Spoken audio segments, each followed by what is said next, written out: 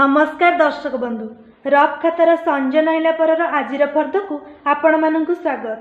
संज नईला परर आजिर फर्दरे आम सह अछंती सुधाकर धनी, बैद्यनाथ खिलार, लिप्रा सेठी, स्नेहा मिश्र। धन्यवाद। रफ खाता रफ खाता रफ खाता रफ खाता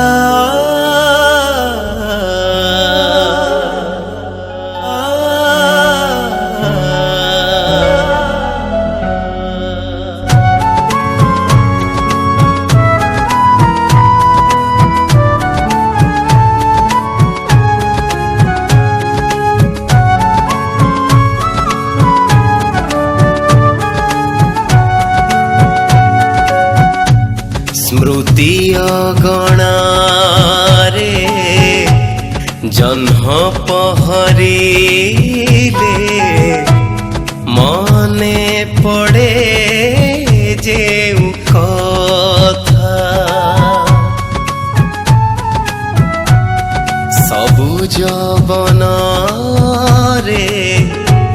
निया लागी गले मने पड़े जेउ कथा हृदय पृष्ठारे हेइछि गुंथा मो हृदय पृष्ठारे हेइछि गुंथा मो अलिभा कहानी कविता रफ खाता रफ खाता रफ खाता रफ खाता रफ खाता रफ खाता रफ खाता रफ खाता।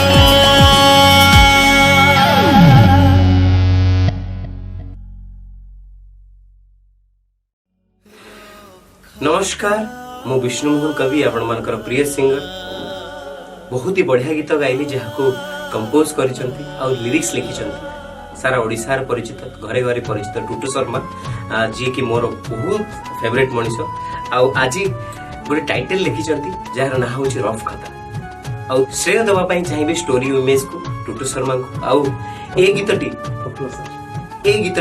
रिलीज होची स्टोरी इमेज यूट्यूब चैनल आउ थैंक यू कहबी प्रफुल्ल सर को जे एते सुंदर परिचालना पाई जे एते सुंदर लेखा टुटू शर्मा को द्वारा एते सुंदर कंपोजिशन भाईना को द्वारा एते बढ़िया गीत हेछि।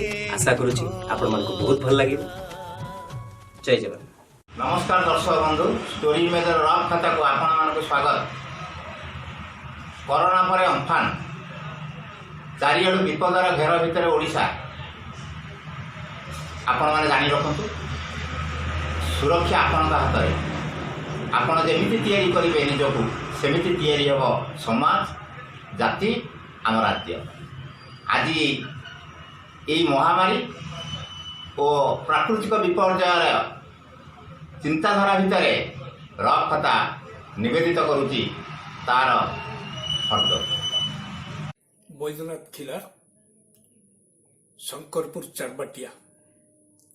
मो कविता रफ खाता। तू मिछि मिछि का कई मु कागज जन्न एबे प्रीतिर रफ खाता धूली रे करे स्नान आगे जेमिति थिलु सबु तो भूली गलु अल्प दिन रे बदली गलु बदलिला तो मन मन मन तू मिछि मिछि का कई मु कागज जन्न मिछि मिछि का कई मु कागज जन्न तो जीवन रफ खातारे पृष्ठा खोली की देख केते चिरिछु केते बळीछि दुख ସେ କହି ନାହିଁ ସେ ଜନ ନାହିଁ, ନାହିଁ ବି ତାର ଚିହ୍ନ ଚିହ୍ନ ଚିହ୍ନ।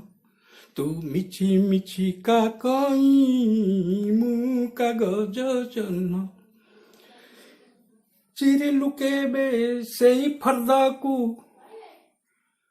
କାଗଜ ଡଙ୍ଗା କଲୁ, ମୋ ଜହ୍ନକୁ ବସେଇ ତହିଁ ଦୂରେ ବସେଇ ଦେଲୁ।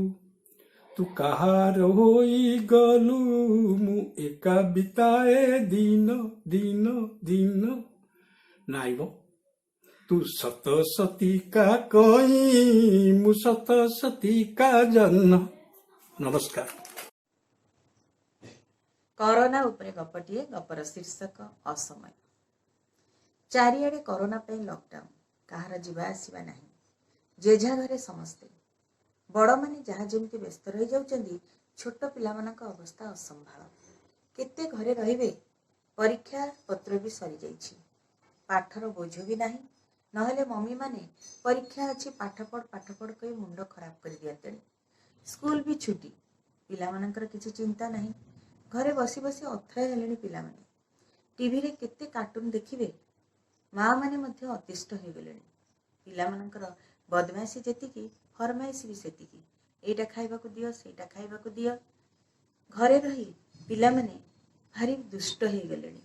ସ୍କୁଲ, ଟିଉସନ, ଖେଳାଖେଳିରେ ସମୟ ବିତି ଯାଉଥିଲା, ଏବେ ସବୁ ବନ୍ଦ। ଘରେ ଗୃହବନ୍ଦୀ ସମସ୍ତେ। ଫ୍ଲାଟ ଘରେ ପିଲାମାନେ ଝରକା ଭିତରେ ରହି ସାମ୍ନାସାମ୍ନି ସାଙ୍ଗମାନଙ୍କ ସହିତ କଥାବାର୍ତ୍ତା ହେଉଛନ୍ତି। ଯେଉଁ ମା ମାନେ ଆଖି ଖରାପ ହୋଇଯିବ ବୋଲି କହି ମୋବାଇଲ ପିଲାମାନଙ୍କୁ ଦଉନଥିଲେ, ସେମାନେ ଏବେ ବାଧ୍ୟ ହୋଇ ପିଲାମାନଙ୍କୁ ମୋବାଇଲ ଦେଲେଣି। କିଛି ସମୟ ଶାନ୍ତିରେ ତ କଟିଯିବ। ସାଙ୍ଗମାନଙ୍କ ସହିତ ଦୌଡ଼ା ଦୌଡ଼ି ଛଡ଼ାଛଡ଼ିରେ ଯେଉଁ ମଜା, ଘରେ ସେସବୁ କାହିଁ? ଆଜିକାଲି ସମସ୍ତଙ୍କ ଘରେ ଗୋଟିଏ ଗୋଟିଏ ପିଲା। ବାହାରକୁ ବାହାରି ହେଉନାହିଁ, ଗାଡ଼ି ମଟର ସବୁ ବନ୍ଦ। ସେଦିନ ସକାଳୁ ସକାଳୁ କଲିଂ ବେଲ୍ ବାଜିଲା। କିଏ ଆସିଲା? କାମ କରିବା ମାଉସୀଙ୍କୁ ତ ମନା କରିଦେଇଛି। ପେପର ମଉସା ତ ତାଙ୍କର ବାହାରେ ପେପର ଖୁସି ଦେଇ ଯାଆନ୍ତି, ଏ ଅସମୟରେ ପୁଣି କିଏ ଆସିଲା? କବାଟ ଖୋଲି ଦେଖିଲା ବେଳକୁ କାନ୍ଦୁରା ମୁହଁରେ ଯୋଡ଼ହସ୍ତ ହୋଇ ଠିଆ ହେଇଛି ରାଜୁ। ଆଖି ଲାଲ ଲାଲ। ମୁଁ ଯେମିତି ପଚାରିଛି, କିରେ ରାଜୁ କୁଆଡ଼େ ଆସିଛୁ? ରାଜୁ ଜୋରରେ କାନ୍ଦି ଉଠିଲା। ପାଖକୁ ଆସୁନଥାଏ, ଏମିତି ଅସମୟ ଯେ ତା ପାଖକୁ ଦୌଡ଼ି ଯାଇ ତାକୁ କୁଣ୍ଢେଇ ଧରି ହେଉନଥାଏ। କୋହ ଢୋକି ଢୋକି ବଡ଼ କଷ୍ଟରେ କହିଲା, ମଉସା, ମଉସାଙ୍କୁ ଟିକେ ଆମ ଘରକୁ ପଠାଇବେ। ବାପା ଚାଲିଗଲେ, କେହି ଆସିପାରୁନାହାନ୍ତି। ଯାହାକୁ ଫୋନ କଲେ ସମସ୍ତେ ମନା କରି ଦେଉଛନ୍ତି କଟକଣା ଯୋଗୁଁ। ଘରେ ମୁଁ ଓ ମାମା ଏକୁଟିଆ। ଏତିକ ବଡ଼ କଷ୍ଟରେ କହିଦେଇ ରାଜୁ ଚାଲିଗଲା। ପାଦ ତଳୁ ମାଟି ଖସିଗଲା। ଆଖି ଓକାରେ ନାଚି ଉଠିଲା ପଟ୍ଟନାୟକ ବାବୁଙ୍କର ଚେହେରା। ପଟ୍ଟନାୟକ ବାବୁ ଦାସବାବୁଙ୍କ ଅଫିସରେ ଚାକିରି କରନ୍ତି, ତେଣୁ ମଝିରେ ମଝିରେ ଯିବା ଆସିବା କରନ୍ତି। ଭାରି ଶାନ୍ତଶିଷ୍ଟ ଭଦ୍ରଲୋକ, ଚାହା ଟିକିଏ ବି ଖାଆନ୍ତି ନାହିଁ।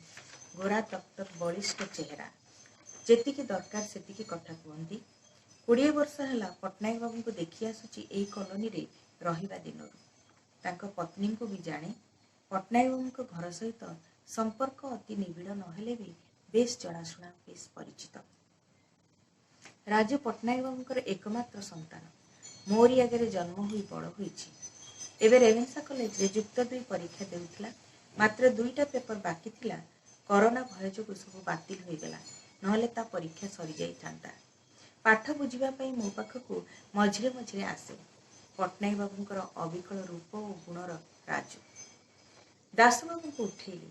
ଦାସବାବୁ ଶୁଣି କାବା ହୋଇଗଲେ। କହିଲେ, କାଲି ପରା କଥାବାର୍ତ୍ତା ହୋଇଛୁ, ରାତିକ ଭିତରେ କ'ଣ ଏମିତି ହେଇଗଲା? ସଙ୍ଗେ ସଙ୍ଗେ 2 ଜଣ ଯାକ ମାସ୍କ ପିନ୍ଧି ପଟ୍ଟନାୟକଙ୍କ ଘରକୁ ଗଲୁ। ପଟ୍ଟନାୟକ ବାବୁଙ୍କ ଘର ଆଗରେ କେହି ନାହାନ୍ତି। ସମସ୍ତେ ଯେଝା ଘର ଆଗରେ ଚୁପଚାପ ଠିଆ ହୋଇଛନ୍ତି। ଜଣେ କିଏ କଟକରେ ମରିଗଲେ ଘର ସାମ୍ନାରେ ଅତି କମରେ 10-15 ଜଣ ଲୋକ ଠିଆ ହୋଇଥାନ୍ତି। ଆଜି କିନ୍ତୁ କରୋନା ଭୟ ଯୋଗୁଁ କେହି ପାଖକୁ ଆସୁନାହାନ୍ତି। ପଟ୍ଟନାୟକ ବାବୁଙ୍କର ନିସ୍ତେଜ ଶରୀର ତାଙ୍କ ଦାଣ୍ଡଘର ଖଟଟି ଉପରେ ପଡ଼ି ରହିଛି। ପାଖରେ ପତ୍ନୀ ଓ ରାଜୁ ବସିଛନ୍ତି। ଦାସବାବୁ ରାଜୁକୁ ପଚାରିଲେ, କ'ଣ ହେଲା ବାପାଙ୍କର? କାଲି ତ ଭଲ ଥିଲେ, ରାତିକ ଭିତରେ କ'ଣ ଏମିତି ହେଇଗଲା? ରାଜୁ କହିଲା, କିଛି ନାହିଁ। ରାମାୟଣ ଦେଖି ଖାଇ ପିଇ ଶୋଇଲେ। 4ଟା ବେଳକୁ ମାମା ଉଠେଇଲା ବେଳକୁ ଆଉ ଉଠୁନାହାନ୍ତି। ହଲଚଲ କିଛି ନାହିଁ। ମୁଁ ଦୌଡ଼ି ଯାଇ ଡକ୍ଟର ମହାପାତ୍ରଙ୍କୁ ଡାକି ଆଣିଲି। डॉक्टर महापात्र चेक करी कहले बापा आउ नाहांती मार्सीबाटा। डॉक्टर महापात्र एई आम पाख कॉलोनी रे रुहंती। जेतेबेले जे डाकिले संगे संगे दौड़ी आसती। समस्त को फोन करी दासबाबू एई दुखद संवाद जणाइले केही आसीपारिबे नाही कारण घरु न बाहरिबाकू कड़ा नियम अछि। पट्टनायक दुई भाई जड़े दिल्ली रे आउ जड़े पुणे रे भौणी टाटा रे समस्त पाठशाठ पढ़े बाहा करइछन्ति पट्टनायक बाबू। घरर बड़ पुओ हेतु सबु दायित्व सुचारू रूपे संपन्न करि सारी डेरी रे बाहा होइछन्ति पट्टनायक बाबू। गाँ तांकर जलेश्वर निकट रे बापा माँ केही नाहांती। भाई भौणी बंधु केही आसी पारु नाहांती। सहर रे रहिले बंधु बांधव पछ पाख लोक ही आग निजर। ऑफिस पियनटीए कोठु फुलहारटीए आनी देईगला। ए असमय रे केही पाखरे नाहांती। राजू छोट पिला एकुटिया कौन करिबो। डॉक्टर महापात्र डेथ सर्टिफिकेट प्रस्तुत करदेले। दासबाबू पुलिस रो सहायता मागिले। पुलिस एक स्वच्छसेवी संगठन को फोन करदेले सहायता पाई। संगे संगे 4 जण युवक मुहरे मास्क पिंधि हाथ रे ग्लोव्स पिंधि आसी पहुंचिले। पुलिस प्रोटेक्शन रे बिना आडंबर सहकारे पट्टनायक बाबूंकर अंतिम संस्कार पाख श्मशान रे करागला। ए असमय रे पट्टनायक बाबूंक देहांत हैला नचेत समस्ते आसी ठिया होई थांते तांको पाखरे। पट्टनायक बाबू काहारी को अजाणतरे भी कटु कथा कहंती नाही। समस्तंकर काम करि दियंती। पट्टनायक बाबूंक पत्नी भो भो होई कांदु थांती। तांको आश्वासन देबाको पाखरे केही जणे भी नाहांती। भाई भौणी माने कांदी कांदी अथ्य किंतु किछि करि पारु नाहांती। केही आसी परिलेनी कि शेष दर्शन मध्य करि परिलेनी। राजू भो भो होई कांदी कांदी कहथाए बापा मते केते कांधरे बसई बुलेइछंती अथच मु हतभागा तांको आज कांध देई पारलिनी। मु एकुटिया न होई मोर आउ 2टी भाई थांते। एते छोट पिला राजू कौन बेसा जानिछि मात्र 18 वर्ष बयस। एई बयसरु बाप छुंड हे गला। भविष्यत पड़िछि तार। मने पड़ुछि पट्टनायक बाबू सबुबेले कहूतिले मु सिना दायित्व रे बांधी रही आग को पढ़ी पारलेनी किंतु राजू को पढ़ेई विसार। से कहूछि युक्त 2 रे भल कले दिल्ली रे पढ़िबो। सेठी सिविल सर्विस पई प्रिपेयर भी हेबो। दादा माने मध्य सहाय्य करिवे ताकू। से जदि ओएस की आईएएस ऑफिसर हेबो हेउ। आहा पट्टनायक बाबूंकर सबु आशा अपूर्ण रही गला। पट्टनायक बाबूंकर शुद्ध क्रिया जेन तेन प्रकारे माँ पुओ एकाकी कले। काहार जीवा आसीबा नाही। पाखरे पैसा भी नाही। राजू को एटीएम कार्ड नंबर मध्य जणा नाही। दासबाबूंक साहाय्य रे जहा किछि अल्परे होई गला। आगे कामटा सरी जाऊ तापरे सब कथा धीरे धीरे बुझा जिवो बोली राजू को बुझाई देले दासबाबू। द्वादशाह दिन जाहि थाई श्राद्ध कर्म सरिला। स्वेच्छासेवी अनुष्ठान सहायता रे पट्टनायक बाबूंकर स्मृति रे बालाश्रम रे रंधा खाद्य वितरण करागला।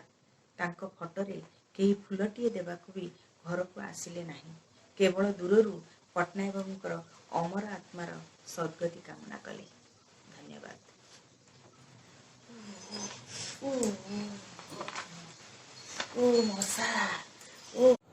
नमस्कार दर्शक बंधु। रफ खेतर फर्दरे आज मोर कवितार शीर्षक होची चाषी भाई। हल लंगले बिल मु चषे मोर नामटी चाषी। देश दुनिया जानई मते मु लक्ष्य जीव पोषी। पानी पवन खरा तराकू नथाए मोर डर। चाष कामरे नकरे मठ नीति मु तर तर। एही महल बलद 2 चषई बिल देख। बुलाई आणे सियार करी केबे सड़ख बांक। हल फिटाई जोचई मई माटी करई गुंडा। बलद हल मोर संबल पियाए पानी कुंडा। गुहाल पोछि खुंटरे बांधे कुटा पकाए नेई। जतन करी चराई आणे तोराणी दिए थोई। धरणी राणी मोर जननी आकाश मोर चिता। गाई मैसी मोर माउसी बरसा मोर निता। काम धंदारे मोर आनंद चाषरे मोर आशा। चाष बेउसा अटई मोर मोर नामटी चषा। मोहरी नाम मोहरी काम मु आजी हिनी मान। କରୋନା ଆଜି ମନେ ପକାଏ ଯୁବମାନଙ୍କ ଧନ। ମୋହରି ନାମ ମୋହରି କାମ ମୁଁ ଆଜି ହିନି ମାନ। କରୋନା ଆଜି ମନେ ପକାଏ ଯୁବମାନଙ୍କ ଧନ। ଧନ୍ୟବାଦ। ମୁଁ ଅନିତା ସାହୁ, ଚୌଦ୍ୱାର, କଟକ। ମୋର କବିତାର ଶୀର୍ଷ ହେଲା ବୋଉ। ବୋଉର ଡାକ କେତେ ମଧୁର, କେତେ ନିର୍ମଳ। କାହିଁ କୋଉ ମରହଟା କାଳରୁ ବୋଉ ଡାକ ଆଜି ବୋଧେ ଲିଭିଯିବା ପାଇଁ ବସିଛି। ତେଣୁ ସେଇ ବୋଉର ଡାକକୁ ବା ସେଇ ବୋଉର ସ୍ମୃତିରେ ମନେ ପକାଇ ଦେବା ପାଇଁ ଆଜି ମୋର କବିତାର ଶୀର୍ଷକ ହେଉଛି ବୋଉ। ମୋ ବୋଉ, ମୋ ବୋଉର କଥା ମୋ ପାଇଁ ଗୀତା, ମୋତେ ସେ ପ୍ରେରଣା ଦିଏ। ବୋଉର ମମତା ମହୁଠାରୁ ମିଠା, ମନକୁ ବୁଝାଇ ଦିଏ। ମୋ ବୋଉର କୋଳ ଫୁଲଟୁ କୋମଳ, କେତେ ମୁଁ ଆନନ୍ଦ ପାଏ। ବୋଉର ହୃଦୟ ପର ପାଇଁ କାନ୍ଦେ, ପର ହିତେ ସଦା ଥାଏ। ମୋ ବୋଉର ମନ ପୁନେଇର ଜହ୍ନ, ତମସାକୁ ନାସି ଦିଏ। ମୋ ବୋଉର ହସ ଶୀତଳ ପରଶ, ଦୁଃଖକୁ ସାଉଁଟି ନିଏ। ମୋ ବୋଉର ରାଗ ଦେଖୁ ଦେଖୁ ଆଗ ନିଜକୁ ସଜାଡ଼ି ନିଏ। ମୋ ବୋଉର ଛାଟ ସଳକିଆ ବାଟ, ଆଗକୁ ମୁଁ ବଢ଼ିଯାଏ। ବୋଉ ହାତ ରନ୍ଧା ଭାରି ସୁଆଦିଆ, ଅଭଡ଼ା ଭଳି ମୁଁ ପାଏ। ମୋ ବୋଉ ପଣତ କାଳିଆର ନେତ, ଜଗତକୁ ଢାଙ୍କି ଦିଏ। କିଛି ମାଗୁନାହିଁ କାଳିଆ ସାନ୍ତ, ଏତିକି ଖାଲି ମୁଁ ଚାହେଁ।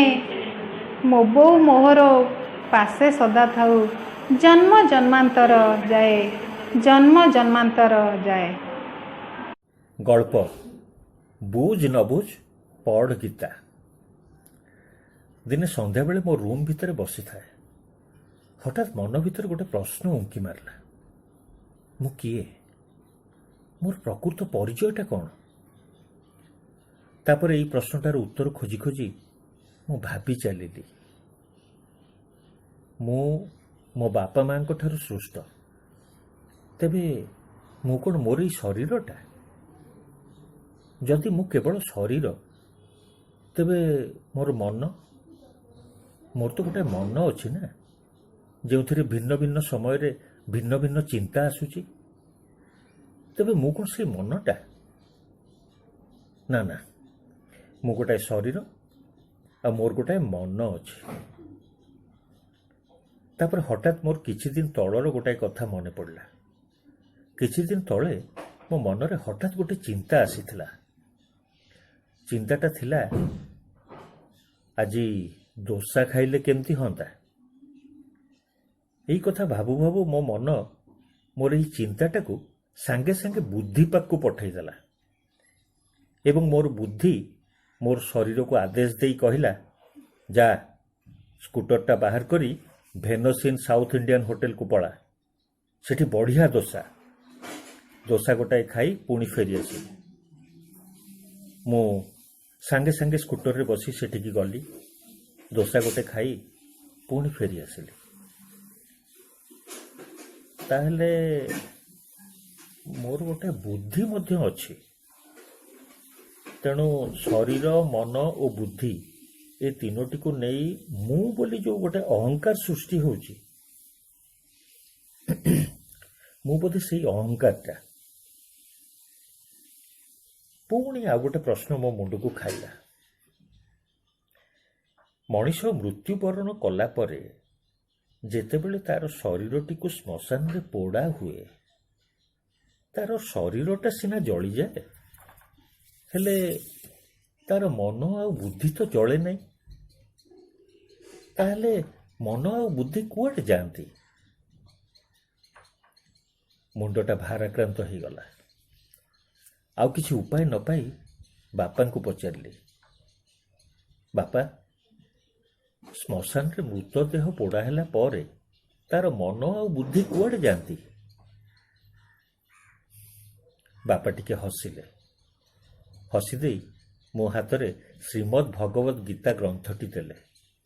ଆଉ କହିଲେ ଏଇଟା ପଢ଼, ସବୁ ଉତ୍ତର ପାଇଯିବୁ। ଭଗବତ ଗୀତାଟି ଆଣି ମୋ ରୁମ୍କୁ ଆସିଲି। ସେଇଟିକୁ ମୁଣ୍ଡରେ ଛୁଆଇଁ ଟେବୁଲ ଉପରେ ରଖିଛି। ହଠାତ୍ ଗୋଟେ ଶୂନ୍ୟବାଣୀ ହେଲା, ବତ୍ସ, ତୁମେ ତୁମର ଶରୀର, ମନ ବା ବୁଦ୍ଧି ନୁହଁ, ତୁମେ ଆତ୍ମା। ତୁମକୁ ଏ ତିନୋଟି ଉପହାରରେ ମିଳିଛି ବତ୍ସ। ତୁମେ ପରମାତ୍ମାଙ୍କ ଠାରୁ ସୃଷ୍ଟ, ଆଉ ଦିନେ ନା ଦିନେ ସେଇ ପରମାତ୍ମାଙ୍କ ଠାରେ ଲୀନ ହେବ। ତୁମେ ତୁମର ଅଜ୍ଞତାବଶତଃ ଅହଙ୍କାରର କାରାଗାରରେ ବନ୍ଦୀ ପାଲଟି ଯାଇଛ ବତ୍ସ। ନିଜକୁ ଅହଙ୍କାର ମୁକ୍ତ କଲେ ବା ନିଜକୁ ନିଜ ଶରୀର, ମନ ଓ ବୁଦ୍ଧିର ଊର୍ଦ୍ଧ୍ୱକୁ ନେଇଗଲେ ତୁମେ ତୁମର ପ୍ରକୃତ ସ୍ୱରୂପକୁ ଉପଲବ୍ଧି କରିପାରିବ। ସେଥିପାଇଁ ଏକମାତ୍ର ବାଟ ହେଲା ନିଷ୍କାମ କର୍ମ ଆଉ ଧ୍ୟାନ। ତୁମ ବାପା ଦେଇଥିବା ଏ ଗ୍ରନ୍ଥଟିକୁ ପଢ଼ି ଚାଲ। ଧୀରେ ଧୀରେ ତୁମେ ସବୁ ଜାଣିପାରିବ ଓ ତୁମ ସ୍ୱରୂପ ଉପରୁ ଅଜ୍ଞତାର ଧୂଳିତକ ପରିଷ୍କାର ହେଇଯିବ ବତ୍ସ। ହଠାତ୍ ପ୍ରକୃତିସ୍ଥ ହେଲି ଆଉ ଗ୍ରନ୍ଥଟିକୁ ଖୋଲି ପଢ଼ିବାକୁ ଆରମ୍ଭ କଲି।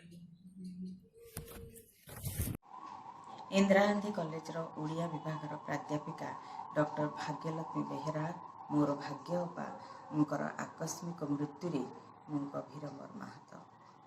ତାଙ୍କର ହସ ହସ ମୁହଁ ଏବଂ ସ୍ନେହପୂର୍ଣ୍ଣ କଥା ସବୁବେଳେ ମୋର ମନେ ରହିବ। ଏମିତି ଅଚାନକ ତ ତାଙ୍କର ଯିବାର ନଥିଲା, ବହୁତ କିଛି ତାଙ୍କର କରିବାର ଥିଲା। ସେ ଯେଉଁଠି ଥାଆନ୍ତୁ, ଭଗବାନ ତାଙ୍କୁ ଶାନ୍ତିରେ ରଖନ୍ତୁ, ଭଲରେ ଥାଆନ୍ତୁ। ନମସ୍କାର। ଆଜି ଏକବିଂଶ ଶତାବ୍ଦୀରେ ମଣିଷଟିଏ ପଦାର୍ପଣ କରିଛି। ଚନ୍ଦ୍ରପୃଷ୍ଠରେ ଘର କରିବାର ସ୍ୱପ୍ନ ମଧ୍ୟ ଦେଖୁଛି। କିନ୍ତୁ ଗୋଟିଏ କଥା ସମଗ୍ର ମାନବ ସମାଜର ଛାତିକୁ ଦୋହଲାଇ ଦିଏ। ଗୋଟିଏ ପଟେ ଶୁଭୁଥାଏ କଙ୍କାଳସାର ନଗଡ଼ାର ଶିଶୁର ଚିତ୍ର, ଆଉ ଗୋଟିଏ ପଟେ ଏ ଜାତିର ଶିଶୁର ମା ବୁହା ହୁଏ ଖଟିଆରେ, ପ୍ରସୂତିର ଦେହ ବୁହା ହେଉଥାଏ ଖଟିଆରେ। ଆଉ ଗୋଟେ ପଟେ ପୁଣି କରୋନାର ମୃତ୍ୟୁର ଶିକାର ହୋଇଥିବା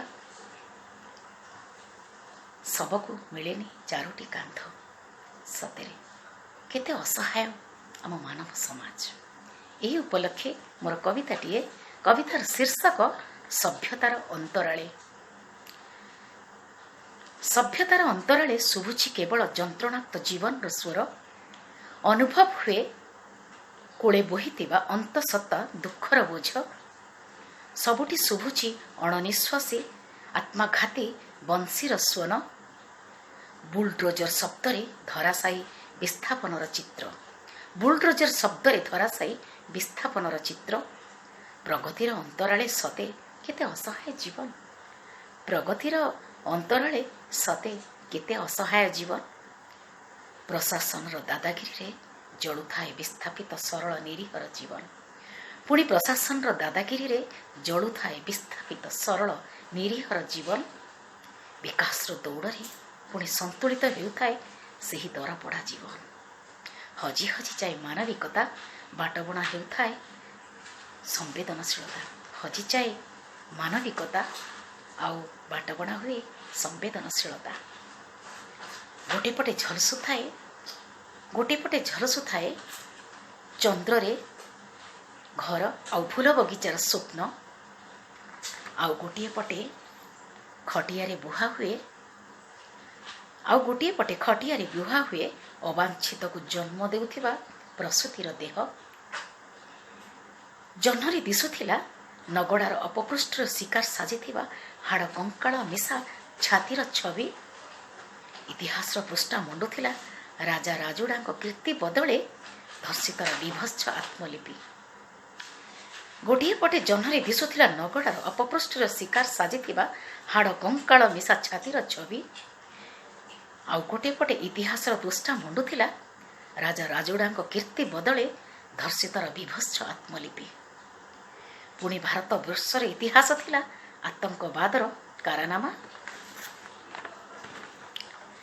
ଚାରିଖଣ୍ଡ କାନ୍ଧର ଅଭାବ ପଡ଼େ ଅଛୁଆଁ ଶବକୁ ବୋହିବାରେ। ଧର୍ମ ଉତ୍ସବେ କିନ୍ତୁ ଏଠି ସୋରିଷ ବୁଣିବାକୁ ଜାଗା ନଥାଏ।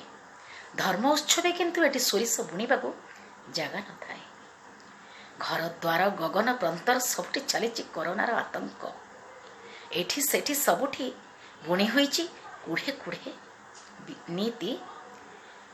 ଘର ଦ୍ୱାର ଗଗନ ପ୍ରାନ୍ତର ସବୁଠି ଚାଲିଛି କରୋନାର ଆତଙ୍କ। ଏଠି ସେଠି ସବୁଠି ବୁଣି ହୋଇଛି କୁଢ଼େ କୁଢ଼େ ବିଷ। ମୁଖା ପିନ୍ଧି କରୁଛି ମଣିଷ ଆତ୍ମୀୟଙ୍କ ସାଥେ ନୀତି ଛଳନା।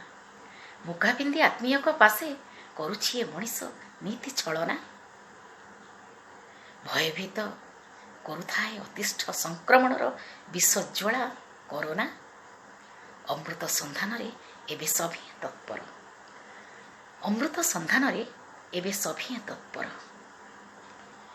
ନିଜେ ହିଁ ରଚିଛି ଭୟାବହ ଆତଙ୍କର ସମର। ମିଛେ ଖୋଜୁଛି ସମାଧାନର ଗାଣିତିକ ସୂତ୍ର। ତଥାପି କଷି ଚାଲିଥାଏ ଏ ଅସହାୟ ମଣିଷ ବିକାଶର ଗଣିତକୁ। ଖୋଜି ଚାଲେ ଅହରହ ନିଖୋଜ ଅମୃତର ସନ୍ଧାନକୁ। କେତେ ଅସହାୟ ଏ ଏକବିଂଶ ଶତାବ୍ଦୀର ଏ ମଣିଷ ସତେ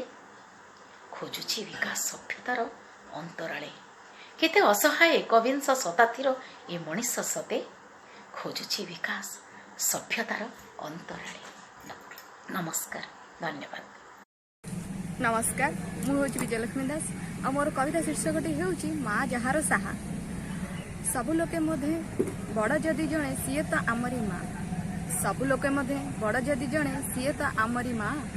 ମା ଠାରୁ ବଡ଼ି ଦୁନିଆ ଭିତରେ ଆଉ କେହି ନାହିଁ ସାହା। କେତେ ଓଷା ବାର ବ୍ରତ କରୁଥାଏ ସିଏ ଶରୀରକୁ ତାର କଷ୍ଟ ଦେଇ। ଈଶ୍ୱରଙ୍କ ପାଶେ ପ୍ରାର୍ଥନା କରଇ ଆମରି ମଙ୍ଗଳ ପାଇଁ। ପେଟେ ଭୋକ ଥିଲେ ସିଏ ଜାଣିପାରି କହେ ଖାଇବୁ କି ଧନ ଆ। ଧନ ଖାଇବୁ ଆ। କଥା ପଦକରେ ଥାଏ କି ଅମୃତ ଆନନ୍ଦରେ ନାଚେ ମନ। କେତେ ଅଳି ଅଝଟି ସବୁ ତ ସହଇ କହେ ନାହିଁ କିଛି ମୁହଁ ଖୋଲି। ମୁଁ ସବିତା ଡିଜିଟାଲ ସମସ୍ତ ସାହିତ୍ୟ ଆସରର ବନ୍ଧୁମାନଙ୍କୁ ପ୍ରଣାମ ଜଣାଉଛି।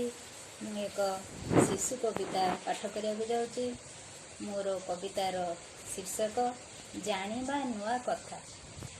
ବିଦ୍ୟା ଅଟଇ ଏଇ ଜଗତେ ସବୁଠୁ ଶ୍ରେଷ୍ଠ ଧନ।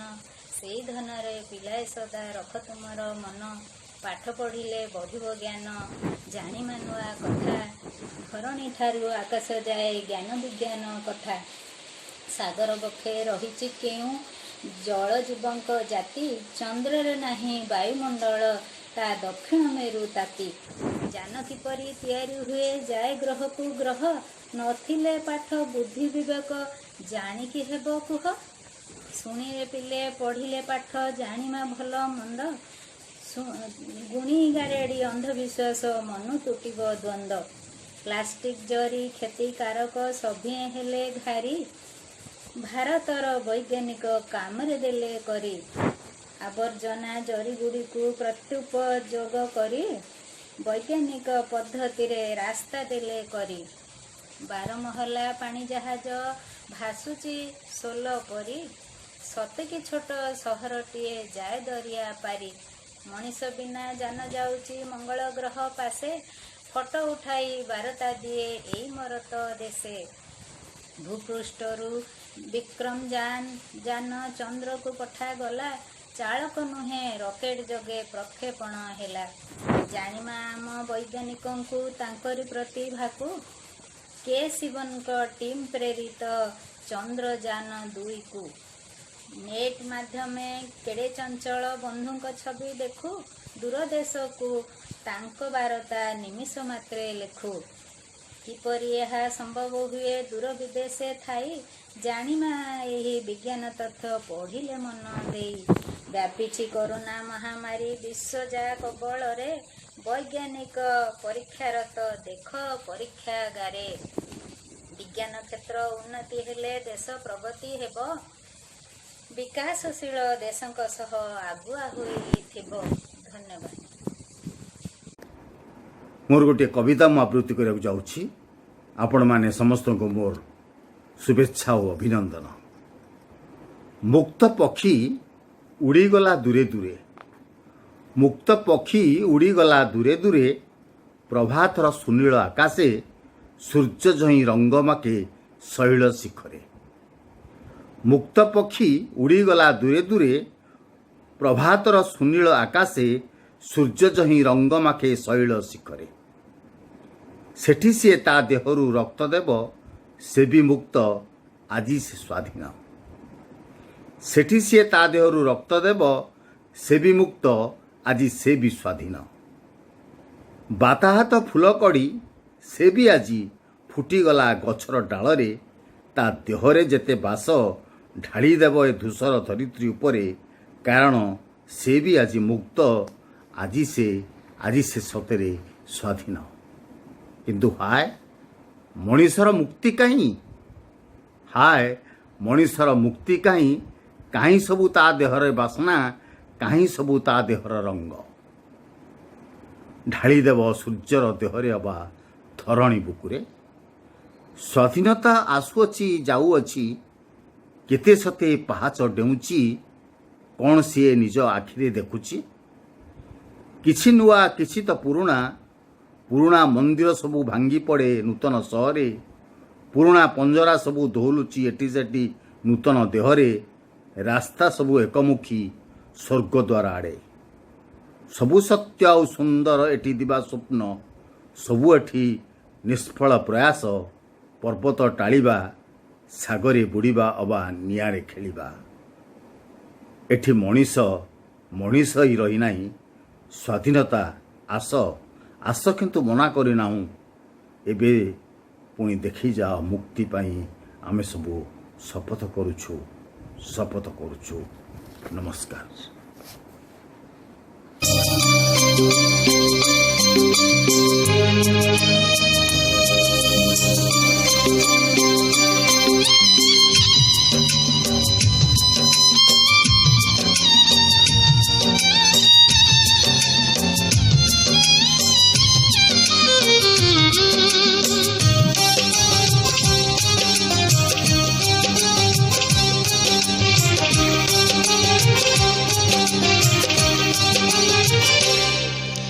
बाली रथ तोलिछि मु सरधा बाली रे। बाली रथ तोलिछि मु सरधा बाली रे। गुंडीचा करुथरे, गुंडीचा करुथरे। बसिजा बसिजा मोर थरे कालिया रे, कालिया रे, कालिया रे, कालिया रे।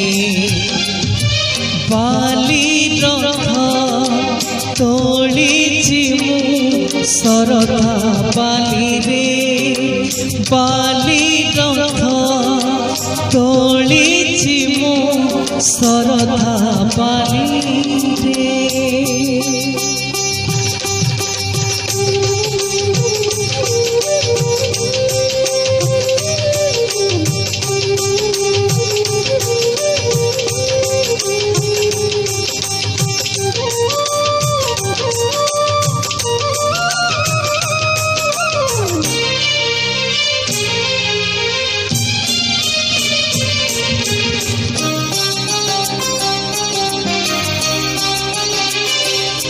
କିଛି ତ ନିନ୍ଦିବେ କିଛି ତ ହସିବେ ଅଦିନରେ ମୁଁ ଟାଣୁଛି ରଥ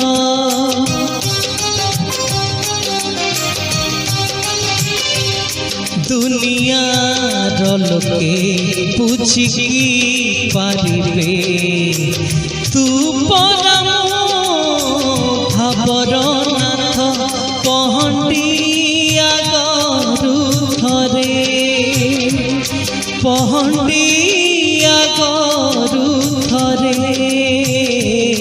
ବସିଯା। नमस्कार मु पद्मावती स्टोरी इमेज्र आज कथार मु पढ़ुची गीतिकार अरुण मंत्री धाड़िकिया गप गप सर्त तू मते घृणा करने छाड़दे मु ते भल पाइबा छाड़देवी गप सांग तोर मने अच्छी ना नवम श्रेणी पढ़ला बेले पछ धाड़ी बसी मो उपर को काली पकईलु ता बदल रे तू मते 25 पैसा दबार थिला आज जाए देनु जे गप लुह बहुदिन पर तो साथी देखाला जे तो मुह मिछ कहूला हेले मो लुह सत कहूला लुह कौन केबे मिछ कहे कि गप धला ड्रेस वर्षा हेले तमे धला ड्रेस पिंध ना तमे धला ड्रेस पिंधिले वर्षा हुए गप कंढे मु गढ़िली कंढेटीए हेले आउ जणे नहीं भांगीदेला गप धेत तम बड़ भणी ठारू तमे बेसी संदेही। नमस्कार दर्शक बंधु आपण मान मोर कथा केमती लगुच कमेंट निश्चय जणाइबे एवं जमारे भूलिबेनी लाइक शेयर सब्सक्राइब करिया को काल जाय रहूची विदाय नमस्कार। तेबे आपनक मोबाइल रे कविता हेउ कि गल्प निजे पढ़ी आम व्हाट्सएप नंबर को पठांतु। आम व्हाट्सएप नंबर 7504422096 आउ थरे कहि दउछु 7504422096 आम जोगाजोग नंबर 9337286723 रफ खाता